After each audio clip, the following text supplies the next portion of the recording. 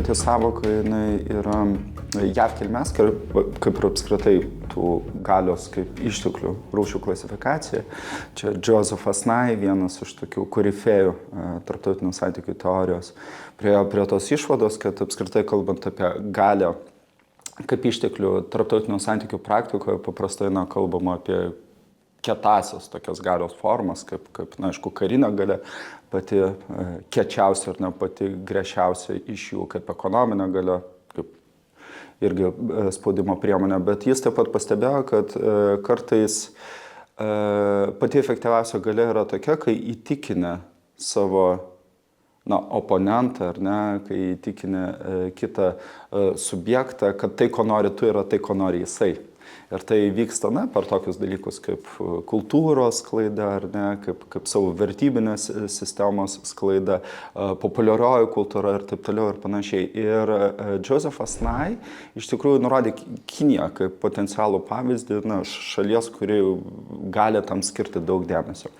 Bet vėlesni teoretikai, kurie pradėjo akcentuoti jau būtent aštriosios galios terminą, jie turėjo omeny šitą kitokią. Jeigu švelnioji galia, jos pagrindinis tikslas vėlgi yra pakeisti mąstyseną, vertybinę sistemą paprastai per žinią, kuri yra pozityvi, sakykime taip, ar ne, kuri, kai pati norima siūsti žinia, jinai yra apraizgama tokia švelnia terminologija apie gražius visiems naudingus dalykus, apie kultūrą, patrauklumą ir taip toliau. Tai aštrioji galia jinai yra skirta tam, kad išryškintų ir eskaluotų tam tikros valstybės, tam tikros visuomenės vidinius konfliktus, vidinės perskiras, vidinės problemas. Ir šiuo atveju ta pozityvioji darbotvarkė jinai nėra svarbi. Šiuo atveju svarbu yra, kad konfliktas būtų išryškintas dar labiau. Ir aštriosios galios savoka, taip, iš tikrųjų amerikiečiai jie daugiausia taikė iš pradžių Kinijos atžvilgių, bet dažnai netgi paimdami tuos įprastinius pavyzdžius, kurie paprastai buvo taikomi netgi kalbant apie Kinijos švelnią galią iki to, kaip Konfucijaus institutai, tarkim, bet jie akcentavo tai, kad tokios institucijos ir tokios aštriosios galios apraiškos jos yra skirtos tam, kad pamažu padėtų eižėti liberalios demokratinės sistemos pagrindus, pamažu padėtų juos atakuoti ir ilgainiui destabilizuoti visuomenės pasitikėjimą politinėmis institucijomis, vėlgi ir leistų eskaluoti konfliktus tiek politinių elitų viduje, tiek ir tarp politinių elitų ir visuomenės.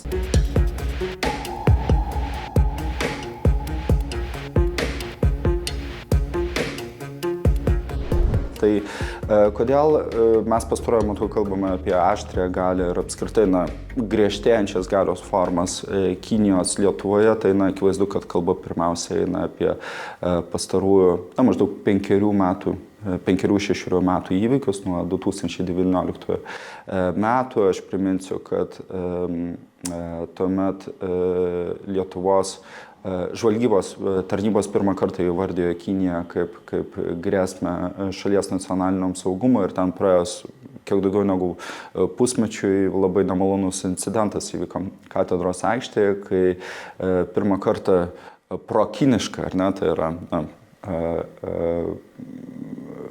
nusiteikusi kontrprotestuotojų grupė pabandė nutraukti protestą, viešą akciją paramos Honkongo protestuotojams. 2019 metais, priminsiu, vasarą vyko tie protestai ir tarp tos Pekino poziciją remiančius grupės atstovų buvo Kinijos diplomatai.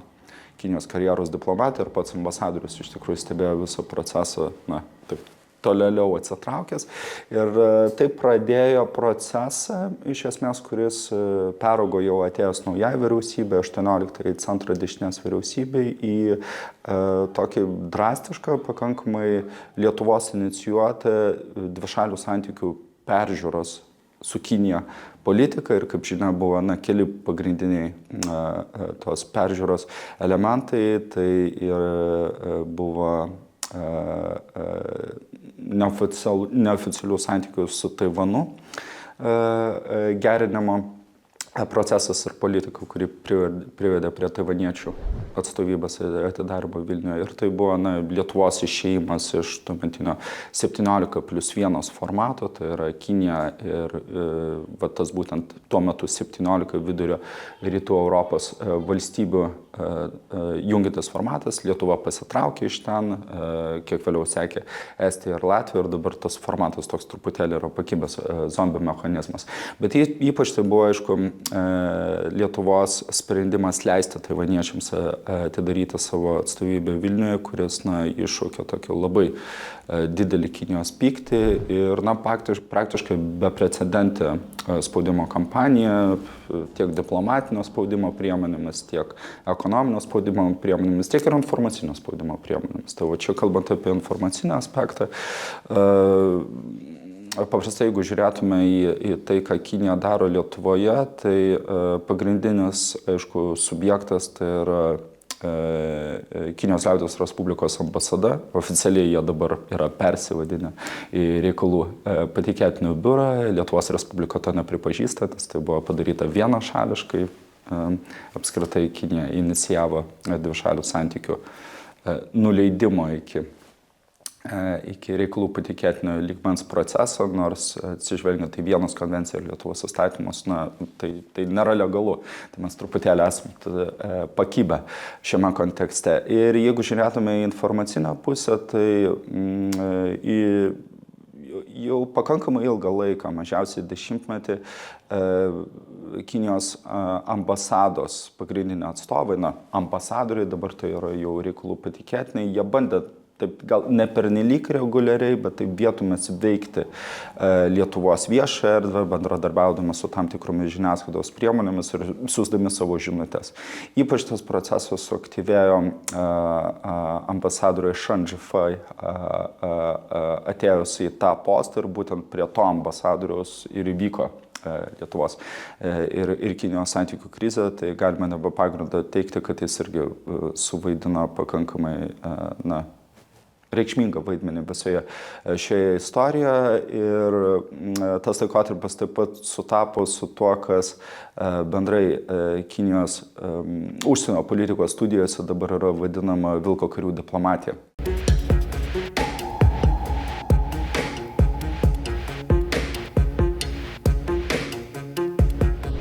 Yra toks jų diplomatijos pokytis, ypač išryškėjęs Xi Jinpingui atėjus į antrą kadenciją, tai yra 17-18 metais. Ir iš esmės ta tendencija pasireiškia tuo, kad kinų diplomatam buvo pasakyta, kad dabar jūs turite ginti savo tikrus ar menamus nacionalinius interesus, ar ne šalies nacionalinius interesus žymiai aktyviau, netgi iki agresyvumo ir tokio kategoriškumo lygmens. Ir tai, aišku, irgi labiausiai pasireiškia retoriškai, ar ne, būtent retorikos kontekste. Ir ambasadorius Shan buvo vienas iš tos tendencijos atstovų, ir netgi jam palikus Lietuvą vis pasigirsdavo panašių tam tikrų pasisakymų, kurie kartais priversdavo lietuvius gūžtelėti pečiais. Aš priminsiu, kad irgi aukšto rango diplomatas, kinų diplomatas, berods, jeigu neklystu, tuometinis Kinijos ambasadorius Prancūzijoje vienu metu netgi pareiškė, kad Baltijos šalis ir apskritai tai, kai jis pavadino posovietinėmis valstybėmis, kad jų egzistavimo tarptautinė arenoje faktas iš teisinės perspektyvos yra miglotas. Tai kitaip tariant, aiškiai leido suprasti, kad rusiški naratyvai, kuriuos Maskva skleidžia, gali būti lengvai transliuojami ir netgi tokio aukšto lygmens kinų diplomatų.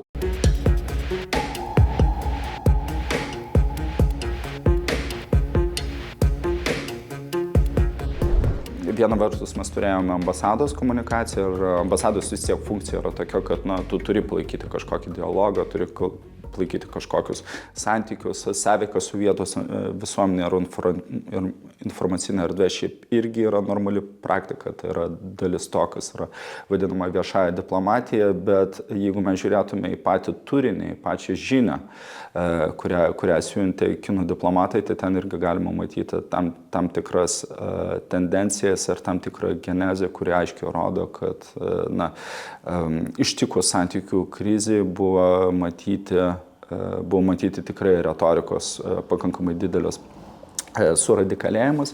Įdomu buvo tai, kad ta retorika labai drastiškai pritilo po 22 metų vasario 24 dienos, tai yra po Rusijos invazijos į Ukrainą. Akivaizdu buvo, kad kinam tai, bent jau tiems, kurie buvo čia, ar ne, kad tai buvo pakankamai didelis siurprizas. Jų komunikacijos intensyvumas labai drastiškai sumažėjo ir iki pat pavasario vidurio iš esmės ir pati retorika, kiek jos buvo nedaug, jinai buvo labai labai aprimusi. Tai atrodė, kad jie tiesiog įsitikino, kad tuo metu susiklosčios sąlygos nėra pačios geriausios, kinam toliau skleisti naratyvą apie tai, kokia Lietuvos vyriausybė yra bloga, kaip jinai čia neteisingai pasielgia santykiuose su Kinija, nes akivaizdu, kad kontekstas labai drastiškai pasikeitė ir parama tuometiniai ankstesniai mūsų vyriausybė išaugo ir bendrai visuomenės ir vyriausybės institucijų konsolidacija buvo aiškiai išaugusi bendros saugumo krizės akivaizdoje. Tačiau jau gegužės 3 dieną, jeigu gerai atsimenu, tuometinis reikalų patikėtinas, tai jau buvusiam ambasadoriui išvykus likęs pagrindinis pareigūnas, faktinė kino ambasadoje išleido irgi vedamą į straipsnį, OPED vadinamai, kur iš esmės kritika buvo vėl sugrįžta prie labai aršios kritikos Lietuvos atžvilgių ir netgi labai nedviprasmiškai pasakyta, buvo labai nedviprasmiškai ginama Rusijos pozicija. Būtent Rusijos-Ukrainos karo kontekste, tai buvo taip labai įdomu, kad vėl sugrįžta prie to naratyvo. Ir per tuos likusius keletą metų iki dabar iš tikrųjų to bandymo siūsti žinutę intensyvumas buvo sumažėjęs. Paprastai galima išskirti du tokius pagrindinius ambasados skleidžiamo žinios tipus. Tai vienas yra, kai ambasados pareigūnai ir pirmiausia būtent reikalų patikėtinis faktinis ambasados vadovas tiesiog rašė vedamuosius straipsnius, kurie yra publikuojami beje kai kurios Lietuvos žiniasklaidos priemonėse. Tai beveik be jokios abejonės yra mokamas turinys, tai kitaip tariant, ambasada moka už tai. Ir tokiuose straipsniuose paprastai yra pristatomos ir ginamos įvairios Kinijos pozicijos bendrai pasaulyje, kaip vadinamoji globalioji saugumo iniciatyva, globalioji plėtros iniciatyva. Iš esmės, ką Xi Jinpingo administracija daro, tai ką jinai bando transliuoti tarptautinėje erdvėje bendrai paėmus per Jungtines tautas, per Generalinę asamblėją, visokios iniciatyvos. Tai bandoma yra jas pristatyti, bandoma jas ginti, ar ne, taip pat ir Lietuvos žiniasklaidoje. Ir kitas tipas, jau galbūt mums įdomesnis, yra vėlgi tie bandymai jau veikti Lietuvos viešąją nuomonę, kalbant būtent apie Lietuvos ir Kinijos tebesitęsiančią, ypač diplomatinių santykių krizę, tai tų bandymų irgi yra ir dauguma tokių pavyzdžių, kai bandyta veikti Lietuvos viešąjį diskursą, žiniasklaidą, irgi labai aiškiai pademonstravo, kad Kinija nenori atsitraukti ir iš esmės tie naratyvai, kurie buvo skirti, kartais netgi ne tik kritikuojant tuometinę mūsų vyriausybę, ankstesnę vyriausybę ir jos sprendimus, bet kartais net ir kritikuojant pačią Lietuvą. Tai tokių dalykų irgi periodiškai pasirodydavo, tai tame mano minėtame 22 metų gruodžio pradžios straipsnė, gal ne tiek jame, kiek birželį pasirodžiusiame kitame straipsnėje, tai tiesiog buvo kritikuojama drastiškai Lietuvos žmogaus teisų padėtis, ten, ta prasme, rusiški naratyvai visiškai buvo ir tam prie holokausto istorijos sugrįžta prie etninių bendrijų teisių Lietuvoje ir, ta prasme, kai kurie aspektai ten visiškai buvo išgalvoti, tai tiesiog, atrodo, paimta iš kažkur, iš Sputniko ar panašių žiniasklaidos priemonių, tai tokių dalykų irgi pasitaiko, bet retrospektyvai žiūrint iš dabar, kur mes esame, 25 metų vasario vidurio, čia įdomu yra pastebėti, kad sausio pabaigoje, sausio baros 24 dieną, ir čia mūsų žiniasklaidos priemonės taip pat pranešė naujienų agentūros, kad Kinijos ambasada išplatino straipsnį, esą sukurtą, parašytą Kinijos liaudies Respublikos atstovybės Briuselėje pareigūnės sekretorės, kurio pagrindinė siunčiama žinia buvo apie tai, kad Lietuvai reikia gerinti santykius su Kinija ir kad Kinija pasiruošusi yra tam, kad Kinija atverusi yra duris ir tam buvo labai įdomu tas straipsnis skaityti, nes tai buvo akivaizdus bandymas sugrįžti būtent prie švelnesnės galios formų, kalbėti apie bendrus kultūrinius dalykus, apie perspektyvas ateityje ir panašius dalykus. Tai yra naratyvas drastiškai pasikeitė. Ir jeigu bandytume atsakyti į klausimą, kodėl būtent tuo met, tai čia atsakymas yra labai paprastas, yra dvi pagrindinės priežastys. Tai pirmoji yra vidinės prigimties iš Lietuvos perspektyvos žiūrint. Tai žinom, kad atėjo 19 vyriausybė, ar ne? Būsimasis jau dabartinis ministras pirmininkas yra išreiškęs keletą kartų nuomonę, kad reikia normalizuoti santykius su Kinija, pasigirdo ir nemažai tokios pozicijos kritikos taip pat.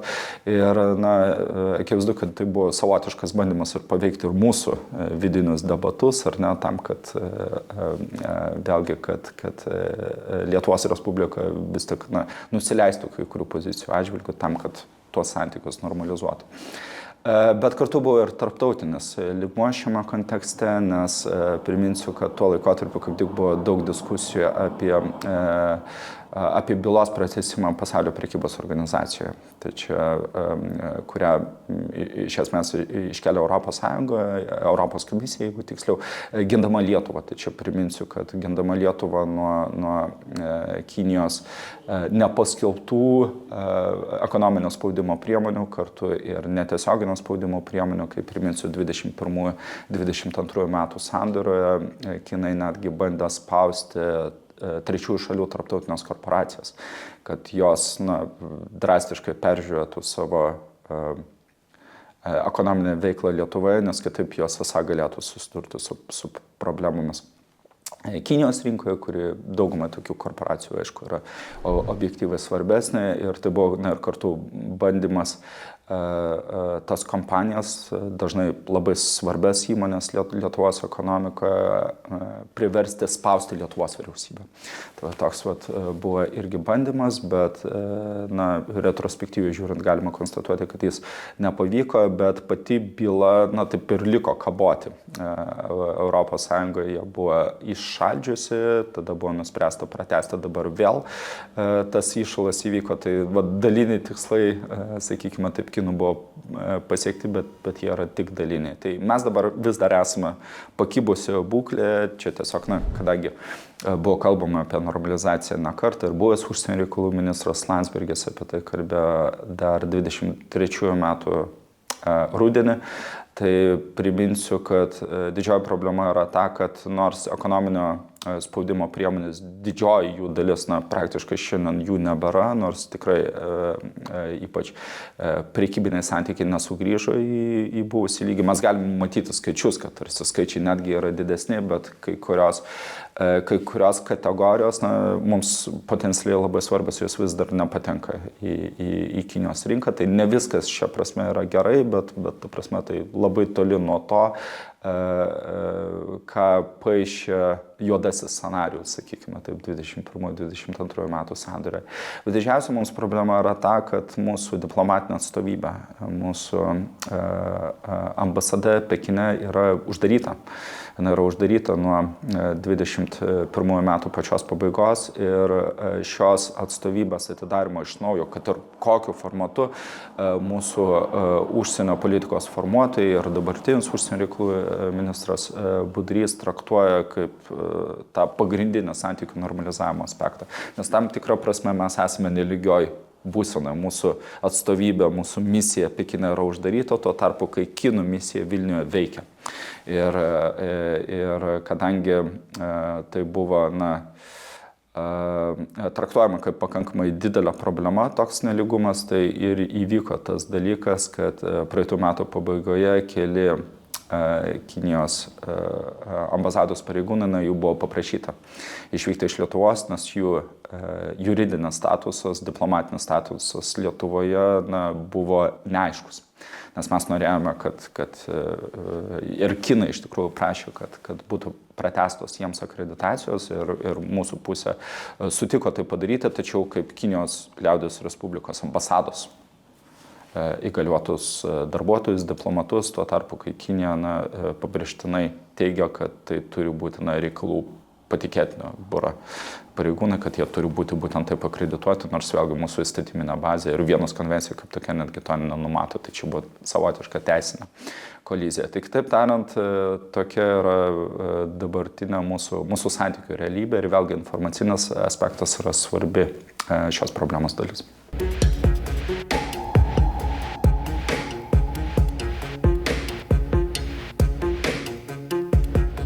Galima iš tikrųjų kalbėti apie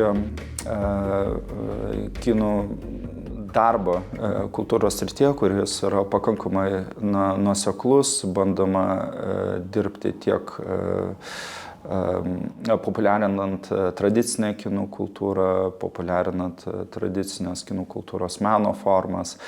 Kinų kalba yra svarbus dalykas. Ambasada stengiasi daug dirbti su regionais.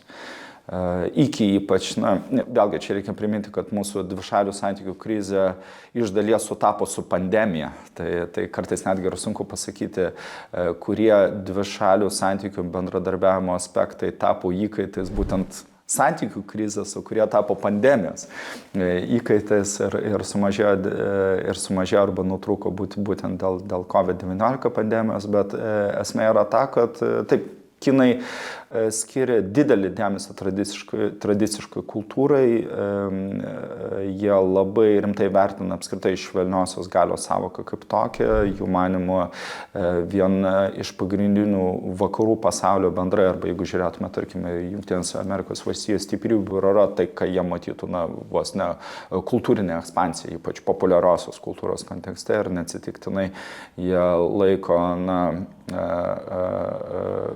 tokius reiškinius kaip, tarkime, Hollywoodas labai rimtų iššūkių ir bando veikti Hollywoodą ir didelio dalimi tai jiems pavyksta daryti labai sėkmingai.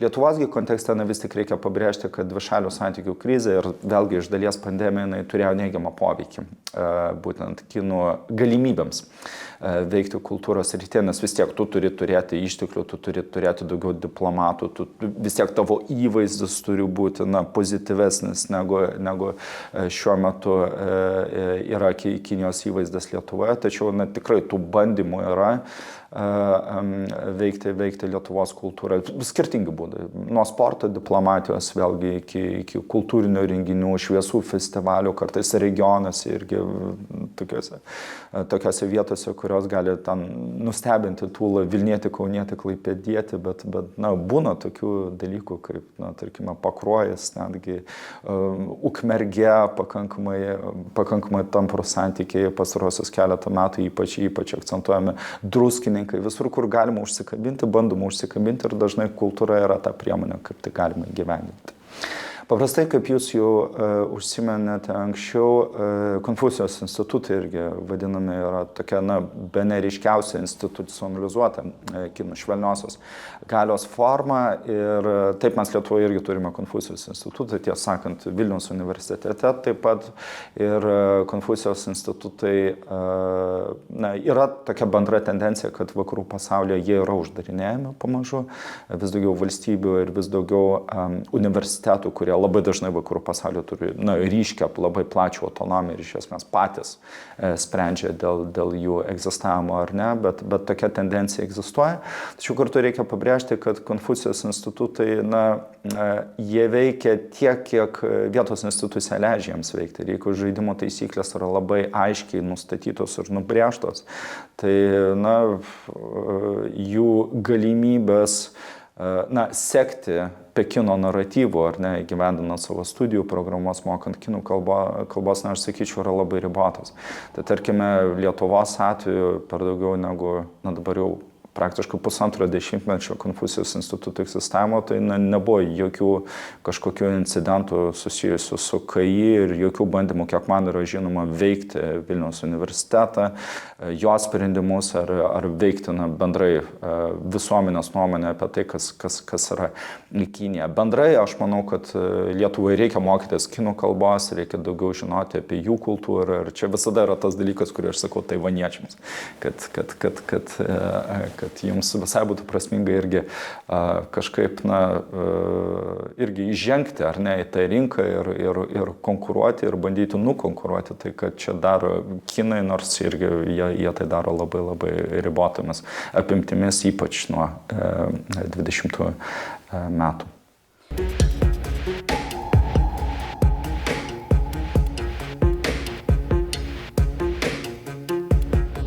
Per pastaruosius keletą metų, bet būtent nuo tos diplomatinių santykių krizės, ar ne, apogėjaus, tai Kinijos pasakojimas apie Lietuvą, jo žiniasklaidos priemonių, apskritai kalbėjimas apie Lietuvą, praktiškai buvo išnykęs, praktiškai neegzistavo, iki mūsų rinkimų. Tada jau vėl pradėtų sugrįžti prie tos temos, nes vėlgi, kinai piešia mūsų pastarųjų rinkimų rezultatus, vėlgi kaip betarpiškai susijusius su Kinijos Lietuvos santykių krize, yra ta vėlgi idėja, kurią jie nori įteikti irgi savo visuomeniai, kad buvusi vyriausybė būtent buvo nubausta už tai, nubausta rinkėjų, Lietuvos rinkėjų už tai, kas įvyko su Kinija. Nors, aišku, pati istorija yra gerokai sudėtingesnė, kaip mes visi žinome. Bet bendrai, aišku, labai toli buvo ir praeito rudenio, tas dėmesys Lietuvai labai buvo toli nuo to apogėjaus, koks buvo 21-22 metų sandūroje.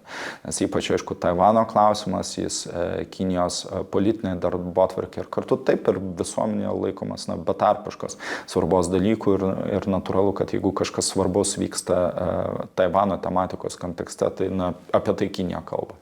Tai dabar to kalbėjimo tikrai yra gerokai mažiau. Aš manau, kad tai iš dalies yra susiję ir su tuo, kad, vėlgi, kad Rusijos invazija į Ukrainą iškelia visai nemažai dilemų Kinijai ir kaip, pasakoti pačiai kinų propagandiniai mašinai apie jos vaidmenį šiame plačiaja prasme konflikte ir pačiame kare, tai yra gana sudėtingas iššūkis. Tai šia prasme jų irgi naratyvas yra toks, kokį jie skleidžia irgi išorinė auditorija, kad jie ten siekia taikos ir taip toliau ir panašiai, nors praktiškai mes žinome, aišku, kad jeigu yra kokia valstybė, kuri,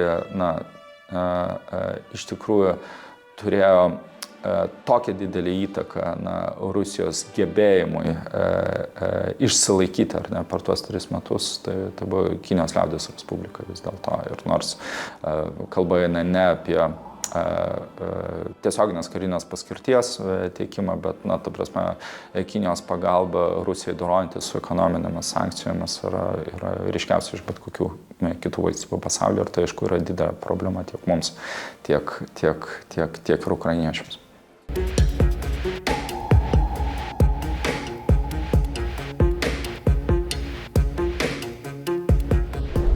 Kinija apskritai į mus žvelgia kaip platesnio regiono dalį. Aš priminsiu, kad mes priklausome, kaip sakyčiau, tiksliau būtų dalyvavime vadinamajame 17+1 formate ir oficialus jo pavadinimas yra toks, kad yra Kinijos ir vidurio rytų Europos valstybių bendradarbiavimo formatas, kas jungia visas tas valstybės, tai buvo, kad visos jos turėjo pokomunistinę patirtį, iki kol Graikija tapo irgi 17 nare, berods 17 metais, tai ne taip seniai, tai tada tas kontekstas truputėlį išplaukė, pasikeitė. Ir tada, kai Kinija pradėjo kurti tą formatą, tai yra apie 12 metus, Baltijos valstybės, jos truputėlį kaip ir gūžtelėjo pečiais, trys Baltijos šalis, bet vis tiek įsivaizdavimas buvo toks, gerai, padalyvaukim, pasižiūrėsim, kas iš to bus, nes vis tiek kalba eina apie Kiniją, gimstančią ekonominę supervalstybę, daug buvo įsivaizdavimo apie tai, kad gilesnių santykių mezgimas su Kinija atneš labai daug ekonominių dividendų ir Kinija labai vėlgi savo informacinėse žinutėse skatino tuos naratyvus, pakankamai logiška, tai buvo nuspręsta dalyvauti, sakykime taip, bent jau, ta prasme, važinėti, būti tame formate, bet iš tikrųjų viena iš esminių priežasčių, kodėl santykiai pradėjo šalti ir buvo susijusi su tuo, kad ne tik 3 Baltijos šalių, ne tik Lietuvos, bet ir daugelio kitų valstybių vadovai pamažu suprato, kad kinų pažadai neprilygsta tam, kas iš tikrųjų buvo suteikta ir buvo toks labai ryškus nusivylimo elementas. Tai bendrai kinai vėlgi matė mus kaip kažko platesnio dalį ir tas būtent platesnis dalykas nebūtinai mums patiko, nes tarkime, jeigu esi Taline, tai tu nebūtinai nori būti grupuojamas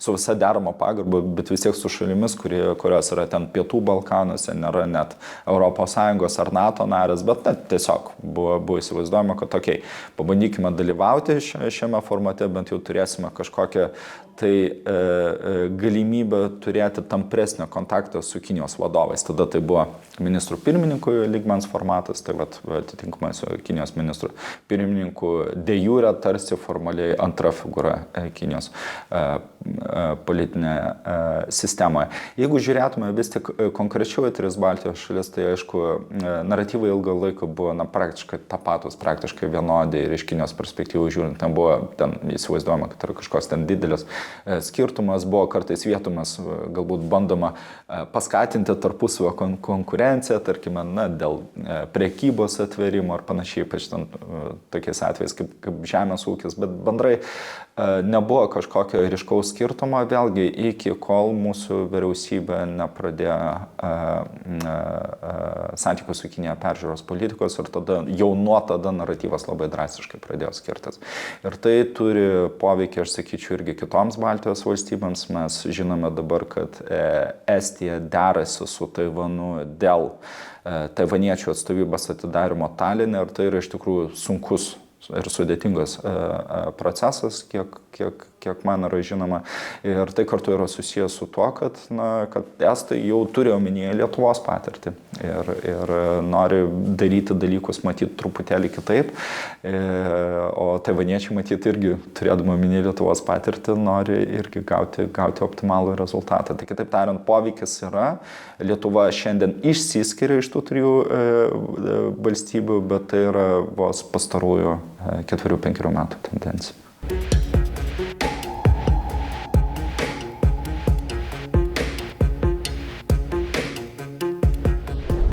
Mes iš tikrųjų išleidome tyrimą, tuo metu dar Rytų Europos studijų centro pavadinimą nešiausios institucijos rėmuose, tai iš tikrųjų kolektyvinis tyrimas 3 esminių smegenų centrų iš Talino, Rygos ir Vilniaus, kurie dirba užsienio ir saugumo politikos tematiką. Ir to tyrimo tikslas buvo kaip tik pasižiūrėti, kaip 3 Baltijos šalių visuomenės, įvertinti 3 Baltijos šalių visuomenių atsparumą Kinijos naratyvams.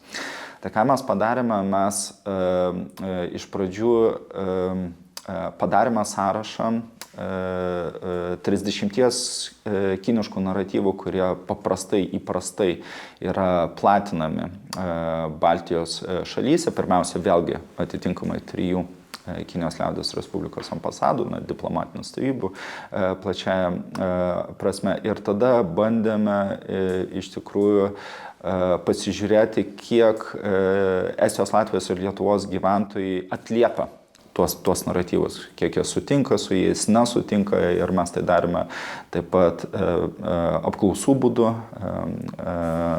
ir taip pat darėme ir fokus grupės su tam tikromis įdomomis mums didesnį interesą keliančiomis grupėmis, kaip tarkime verslo atstovai, žiniasklaidos atstovai ir panašiai.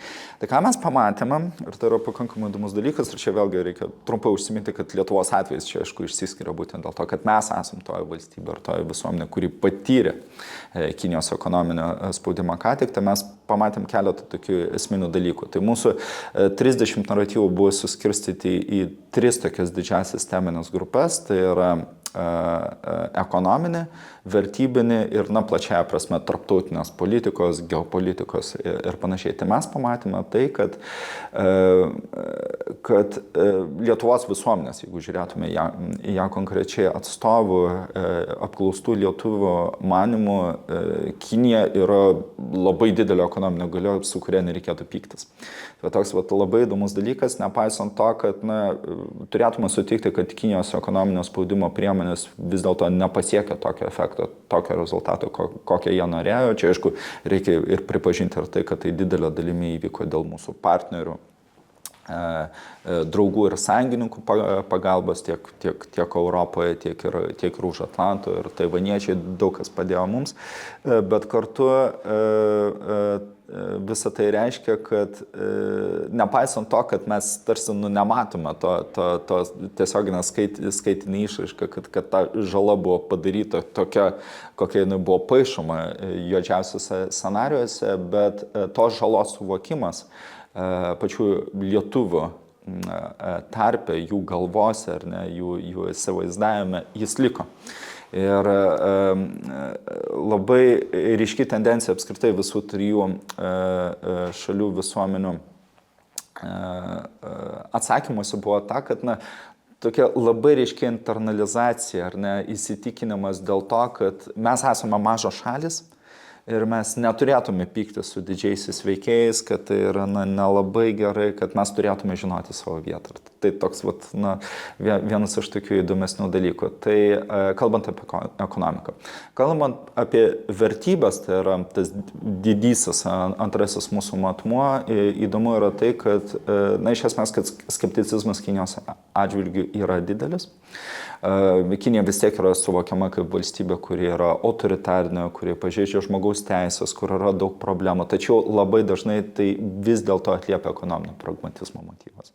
Tai kitaip tariant, mes suprantame, kad tai yra valstybė, kuri yra diktatūra, kurioje valdo Kinijos komunistų partija, kurioje yra pažeidžiama žmogaus teisės, tačiau kadangi mūsų įsivaizdavimas yra toks, kad tai yra didelė ir svarbi ekonominė galia, mes vis tiek turėtume su ją ne tik palaikyti gerus santykius, bet ir plėtoti ekonominius santykius. Tai toks įdomus dalykas. Ir kalbant apie paskutinį geopolitinį arba tarptautinės politikos matmenį, iš tikrųjų galima konstatuoti, kad lietuviai nežino pakankamai apie Kiniją, apie jos vaidmenį tarptautinėje arenoje ir netgi, kalbant apie tokius esminius mums tarptautinės politikos klausimus, kaip tarkime Rusijos agresija Ukrainoje, labai didelė Lietuvos respondentų dalis, jiems yra sunku įvardinti, tai kosgi čia yra Kinijos vaidmuo vis tik šiame konflikte bendrai ir šiame kare, jeigu žiūrėtume konkrečiai.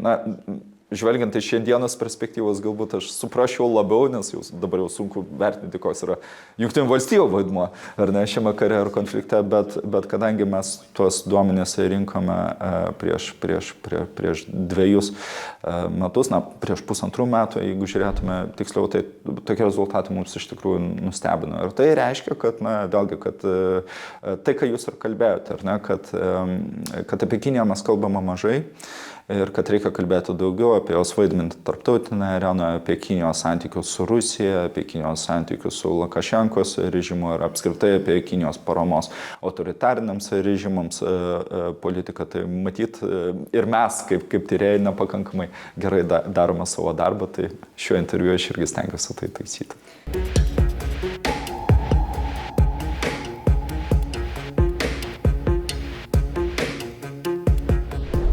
Na, tikriausiai taip, galima būtų taip teikti, bet, na, vėlgi, aš kaip minėjau, galimybės įgyvendinti viešąją diplomatiją dabar Kinijoje yra ribotos ir bendrai vis tiek didelė dalis lietuvių, pakankamai didelė dalis lietuvių, jie tapatina Kinijos režimą su savo sovietinės okupacijos patirtimi. Nepaisant to, kad labai didelė dalis lietuvių, jiems sudėtinga vertinti, o tai kosgi čia yra Kinijos vaidmuo tarptautinėje arenoje, bet ta dalis, kuri turi tvirtą nuomonę, paprastai jie turi neigiamą nuomonę apie Kiniją ir sąveikauti tokioje erdvėje Kinijai tikrai yra sudėtinga, bet kadangi čia didžioji problema yra ta, kad yra labai daug neapsisprendėlių.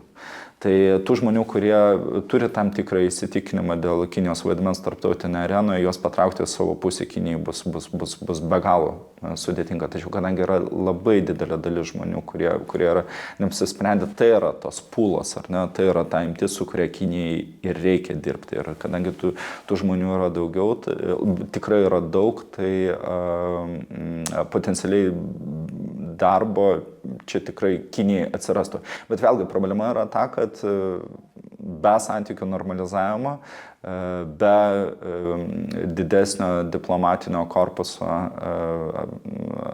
apskritai Vilniuje, tai padaryti yra labai sudėtinga.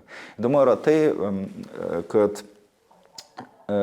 kur Kinija pasidavė, ar tai yra truputėlį keista, tai yra socialinės medijos.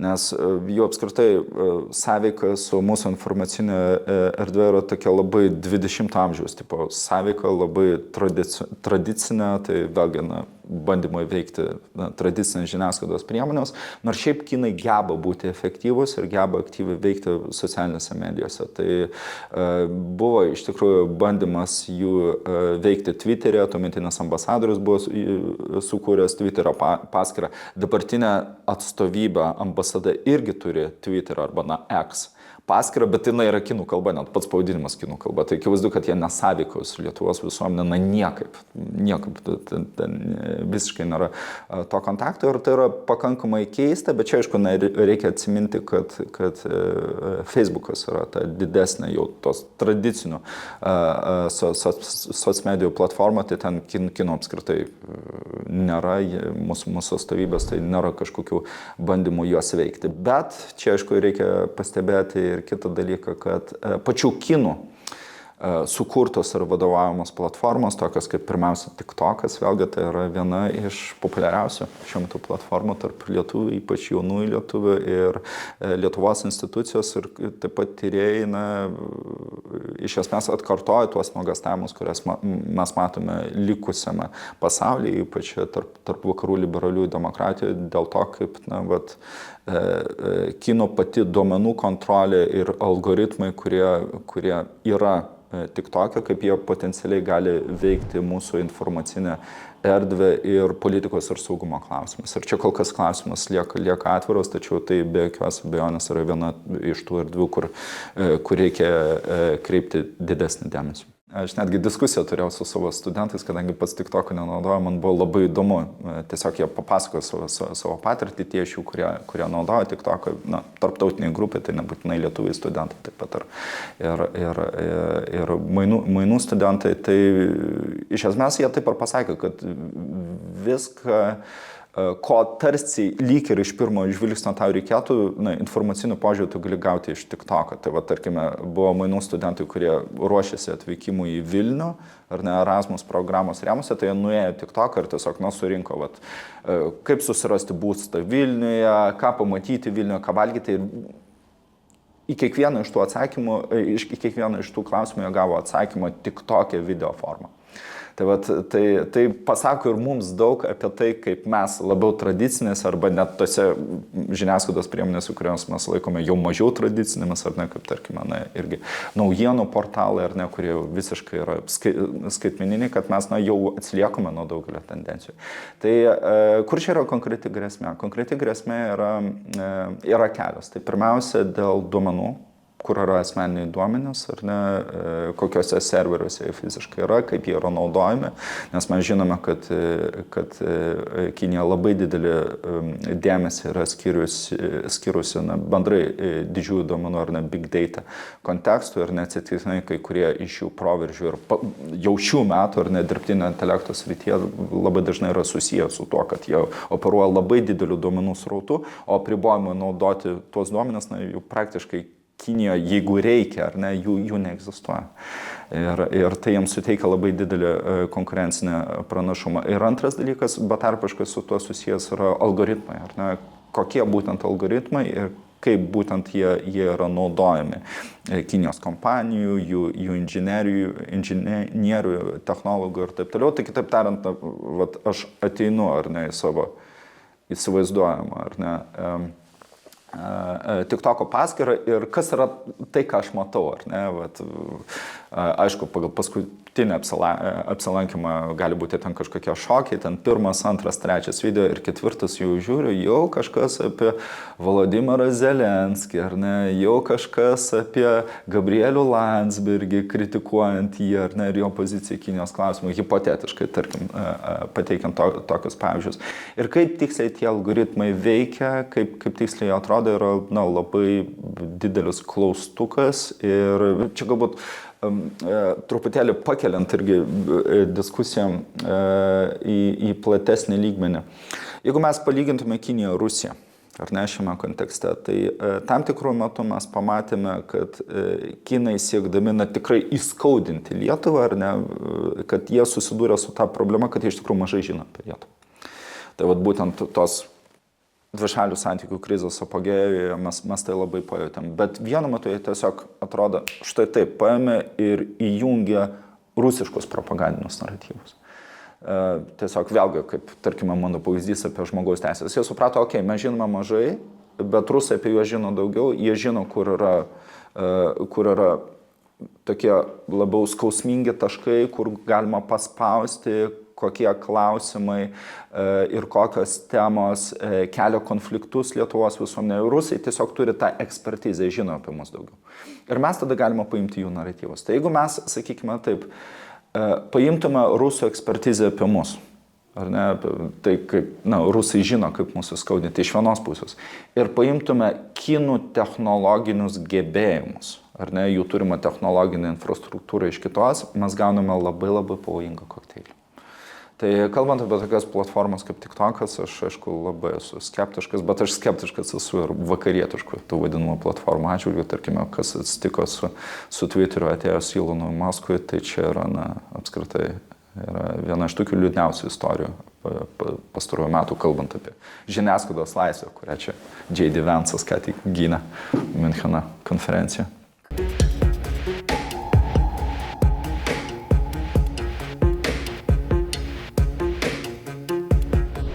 Man atrodo, jeigu mes žiūrėtume dabar Baltųjų rūmų retoriką, ar ne, apskritai Jungtinių Amerikos valstijų vyriausybės atstovų retoriką, tai mums turi būti labai aišku, kad atsparumą didinti niekada yra nevėlu ir niekada nepakanka, ar ne, nes mūsų didžiausi draugai ir partneriai, iš esmės, ką jie dabar kalba, nemeluosiu, šokiruoja.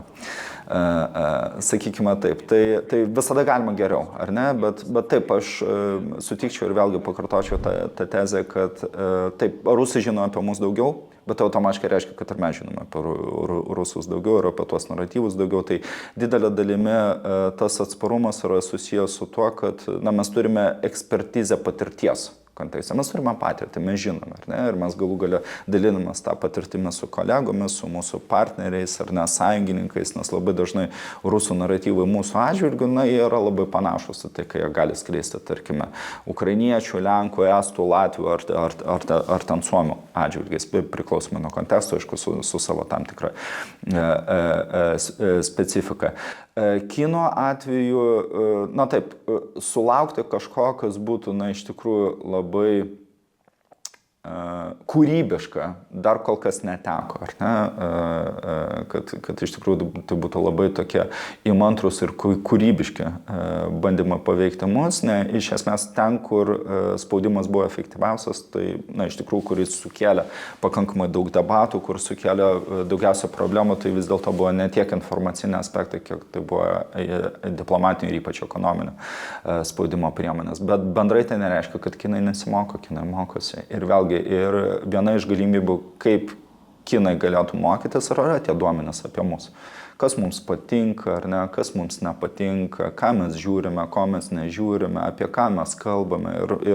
Ir tuos duomenys apdirbus, ar ne, dirbtinio intelekto programomis, atradus, ar ne, kokie yra tendencingumai, ar ne, galima sukurti tokius algoritmus, kurie, na, labai neblogai atlieps tūlo lietuvio pasaulėvaizdį ir leis pamažu pradėti jį keisti per jo dalyvavimą irgi kinų iš esmės kontroliuojamoje arba labai didelio dalimi veikiamoje informacinėje erdvėje. Tai taip, tokia galimybė ir tokia grėsmė tikrai egzistuoja.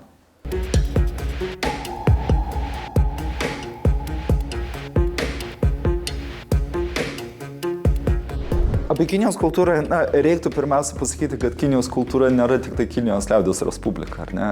Mes turime 10 milijonų kinų kilmės žmonių ir 10 milijonų kinų kultūros atstovų, kurie, na, visiškai, na, nepasitikė, nemėgsta ir neremia Kinijos komunistų partijos valdančiosios politinės jėgos Kinijos liaudies respublikoje. Ir kinų kultūra yra plačiau negu tai. Tai mūsų didžioji problema ir iššūkis yra tas, kad, na, ir apskritai ne tik mūsų didelis dalykas likusio pasaulio, kad per tuos keletą dešimtmečių tai, kas yra kinų kultūra ir kas yra tradicinė kinų kultūra, pasakojama apie tai, naratyvą apie tai didelio dalimi sėkmingai monopolizavo Pekinas, ar ne, vyriausybė Pekine. Ir tai yra dalykas, su kuriuo reikia iš tikrųjų kovoti su būtent tą konkrečią tendenciją, bet čia tada ir atsiranda galimybės taivaniečiams, kinų diasporai ir tai yra tas dalykas, kurį aš nuolat akcentuoju. Bendrai kalbant apie kinų kultūrą. Ir čia reikia vėlgi būti teisingai suprastam. Įstabi. Yra labai daug nuostabių dalykų, kurių mes galėtume pasimokyti iš tradicinės kinų kultūros ir iš dabartinės populiariosios kinų kultūros plačiaja prasme, jeigu, tarkime, pažiūrėtume į Taivaną visiškai nepriklausomai, o Honkongą dalinai vis dar turinti tam tikrą subjektiškumą, Singapūrą, kinų kultūros bendruomenės, tai pradedant nuo kinų virtuvės ir baigiant aišku, kinų kalba ir kaligrafija. Tai aš tikrai niekada nebūsiu tas žmogus, kuris sakys, negalima, nereikia ir taip toliau, bet mums kaip tik priešingai, aš ir sakau, kad mums reikia mokytis, reikia žinoti, bet mums reikia labai aiškiai suprasti, kas tam procesui vadovauja. Ir būtų labai gerai turėti alternatyvą. Tai aš tikrai džiaugiuosi, kad pas mus pastaruoju metu yra dėmesys kinų kultūrai ir kartu ir pačios Kinijos suvokimo. Tai mes keletą knygų leidimų dabar turime kinų romanų, kurie yra labai kritiški iš tikrųjų Kinijos liaudies respublikos istorijos atžvilgiu, ypač maoizmo atžvilgiu. Ir aš manau, kad mums reikia skaityti, tai aš manau, kad mums reikia tuo domėtis ir labai džiaugiuosi, kad tokie labai profesionalūs vertimai egzistuoja ir manau, kad mums jų reikia tik daugiau. Nuo Kinijos mes nepabėgsime. Ir dėl to ją domėtis yra privalu, bet reikia labai aiškiai suprasti, kad mes domimės valstybę, kuri yra ir bus grėsmė mums. Ir būtent dėl to mes turime ją domėtis.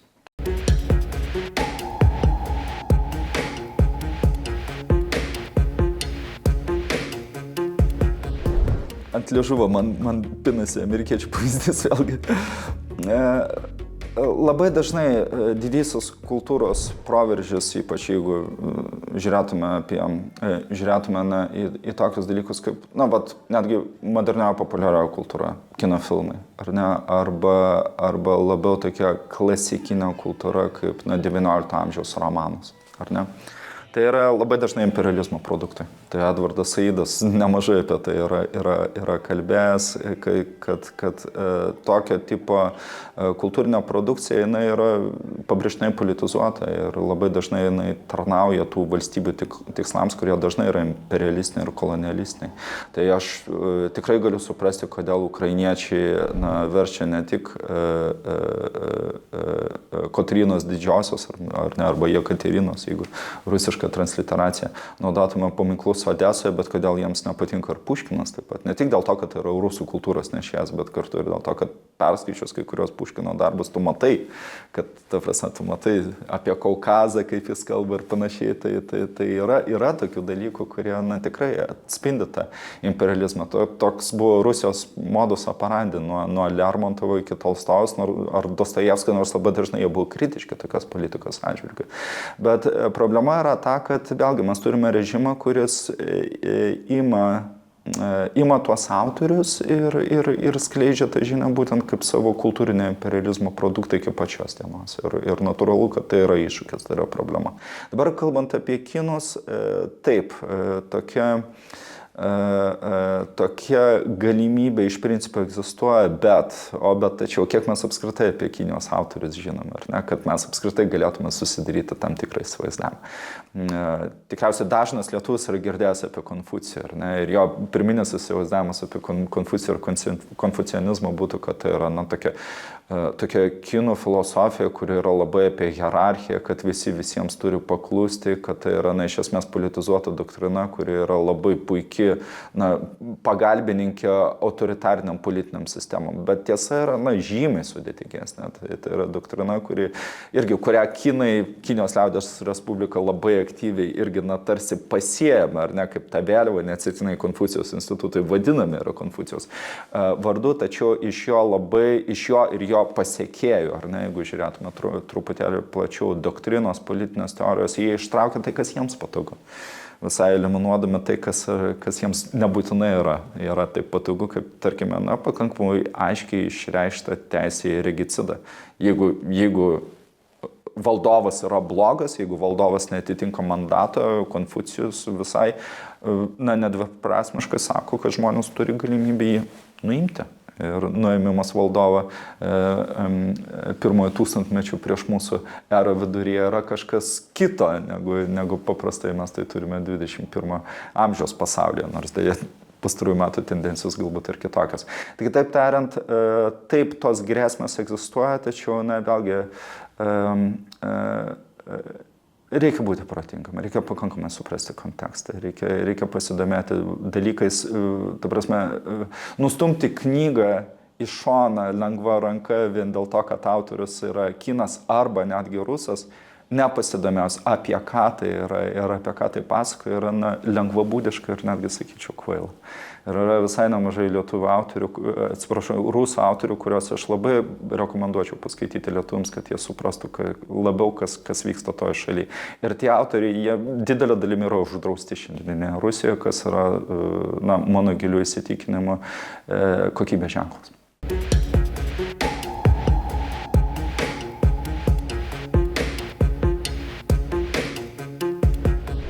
Yra tas bendras įsivaizdavimas, kad Kinija yra galimybių šalis. Kad jeigu tik kažką pradėsi daryti su Kinija, kad tuoj ir pieno upės pradės tekėti ir medaus kalnai pasimatys, tai viskas yra gerokai sudėtingiau.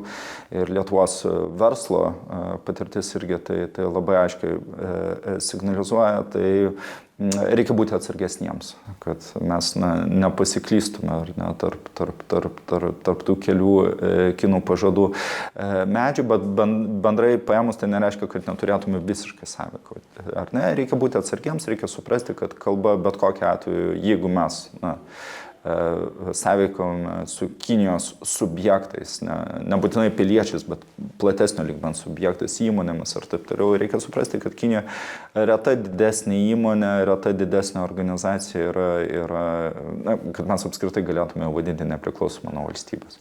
Kinija yra beveik 100 milijonų Kinijos komunistų partijos narių. Jie yra visur. Visur. Ir labai tikėtina, kad sąveikaujant su vienu ar kitu kinų dėrybose ir taip toliau, jūs sąveikaujate su kinų komunistų partija. Pirmiausia, o ne tam tą įmonę ir panašiai. Tai yra politinio raštingumo klausimas. Kitaip tariant, tai yra tas dalykas, kurį turime suprasti. Ir lygiai taip pat turime suprasti, kad ne kiekvienas kinas yra Kinijos komunistų partijos rėmėjas, Kinijos vyriausybės rėmėjas ir ne kiekvienas kinas, etninis kinas yra apskritai kilęs iš Kinijos liaudies Respublikos, kad viskas yra gerokai sudėtingiau. Ir dažnai būtinybė suvokti tą sudėtingumą yra tai, kas mus išgąsdina, nes mes neturime tam laiko, neturime tam noro, bet jeigu jūs iš tikrųjų norite pažinti pasaulį, jeigu iš tikrųjų norite suvokti, kokiame pasaulyje mes dabar gyvename, tai nuo to sudėtingumo nepabėgsite. Tai reikia bandyti su juo sąveikauti. Ir vėlgi, bet galų gale nepamiršti to, kad vis tik kalbame apie Kinijos liaudies Respubliką ir jos valdymo sistema, jos valdymo organai, ne institucijos, tai yra tai, apie ką mes turėtume žinoti objektyviai daugiau vien iš savo patirties. Nes net ir didelė dalimi žodynas yra paimtas visas tas nomenklatūrinis žodynas iš Sovietų Sąjungos ir jos komunistų partijos.